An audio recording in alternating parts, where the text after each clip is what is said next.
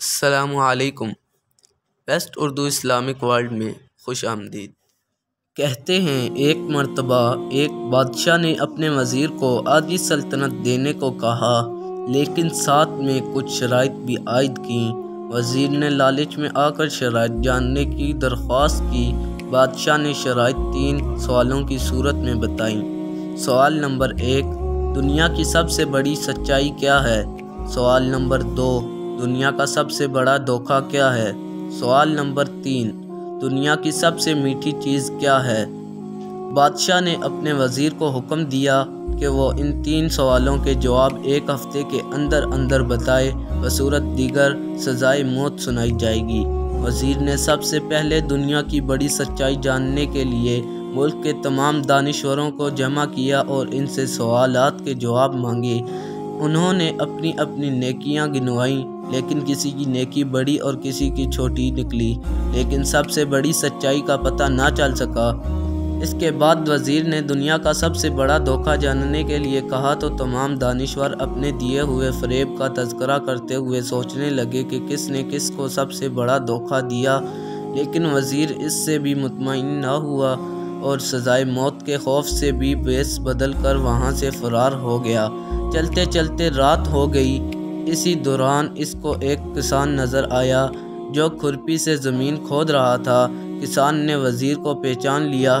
وزیر نے اس کو اپنی مشکل بتائی، جسے سن کر کسان نے اس کے سوالوں کے جواب کچھ یوں دیے: دنیا کی سب سے بڑی سچائی موت ہے، دنیا کا سب سے بڑا دھوکہ زندگی ہے۔ تیسرے سوال کا جواب بتانے سے پہلے کسان نے کہا کہ میں تمہیں اگر تمہارے سوالوں کے جواب بتا دوں تو مجھے کیا ملے گا؟ سلطنت تو تمہارے ہاتھ آئے گی۔ یہ سن کر وزیر نے اسے 20 گھوڑوں کی پیشکش کی اور اسے ہی استبل کا نگران بنانے کی بھی پیشکش کی۔ کسان نے یہ سن کر جواب دینے سے انکار کر دیا۔ وزیر نے سوچا کہ یہ تو آدھی سلطنت کا خواب دیکھ رہا ہے۔ وزیر جانے لگا تو کسان بولا کہ اگر بھاگ جاؤ گے تو ساری زندگی بھاگتے رہو گے اور بادشاہ کے بندے تمہارا پیچھا کرتے رہیں گے، اور اگر پلٹو گے تو جان سے مارے جاؤ گے۔ یہ سن کر وزیر رک گیا اور کسان کو آدھی سلطنت کی پیشکش کی، لیکن کسان نے اسے لینے سے بھی انکار کر دیا۔ اتنے میں ایک کتا آیا اور پیالے میں رکھے ہوئے دودھ میں سے آدھا پی کر چلا گیا۔ کسان نے وزیر سے کہا، مجھے آدھی سلطنت نہیں چاہیے، بس تم اس بچے ہوئے دودھ کو پی لو تو میں تمہارے تیسرے سوال کا جواب بتا دوں گا۔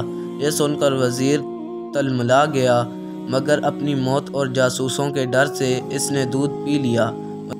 وزیر نے دودھ پی کر کسان کی طرف دیکھا اور اپنے سوال کا جواب مانگا تو کسان نے کہا، دنیا کے سب سے میٹھی چیز انسان کی غرض ہے، جس کے لیے وہ ذلیل ترین کام بھی کر جاتا ہے۔